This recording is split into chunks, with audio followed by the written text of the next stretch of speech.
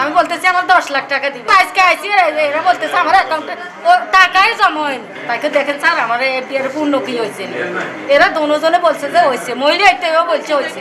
আপনার যে কোনো মুহূর্তে নিতে পারবেন। আসি ভাই করে জিজ্ঞাসা করছি ভাই আমার মোবাইলে তো মেসেজ যায় নাই, আমার মেসেজ যায় না, সমস্যা নাই, মেসেজ চালিয়ে যাবে। তো আমি তো আমার টাকাগুলো যে আমি জমা দিছি এটা তো রিসিপ্ট দেন নাই, আমার এটা তো রিসিপ্ট দেন নাই। তো হ্যাঁ টাকা জমা হয়ে যাবে। আমাদের এই এলাকার নিরীহ গরিব মানুষ যারা আছে, স্বামীরা হয়তো বিদেশ থেকে এদেরকে দিয়ে এই টাকাগুলো এখানে জমা রাখে, ব্যাস এরা এগোরে মারে দিছে। বিশ্বাস হচ্ছে বড় জিনিস, বিশ্বাস করাই এই কাজ করে দিছে। অথচ এখানে লেখা আছে যে ওই ছাপানো কাগজ চলবে না, ব্যাংকের যে সিস্টেম ওই সিস্টেম অনুযায়ী। না, বিষয়টা আপনি যেভাবে শুনছেন, উনি তো ওই যে 1 তারিখ দুপুরের পর থেকে ওনাকে পাওয়া যাচ্ছে না, মোবাইল বন্ধ আছে।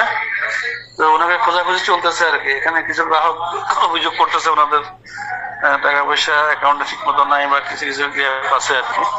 তো এগুলো নিয়ে আমরা কাজ করতেছি। এখন ওনাকে খোঁজা হচ্ছে একদিকে, আর একটু হচ্ছে ওখানে গ্রাহকদের টাকা পয়সা কিভাবে করে মিসিং হতে থাকে বা কি অবস্থা আছে এটা ডকুমেন্টারি তথ্য আমরা সংগ্রহ করতেছি আর কি। এখানে তো আমাদের হেড অফিস সহ আমরা এটা নিয়ে কাজ করতেছি।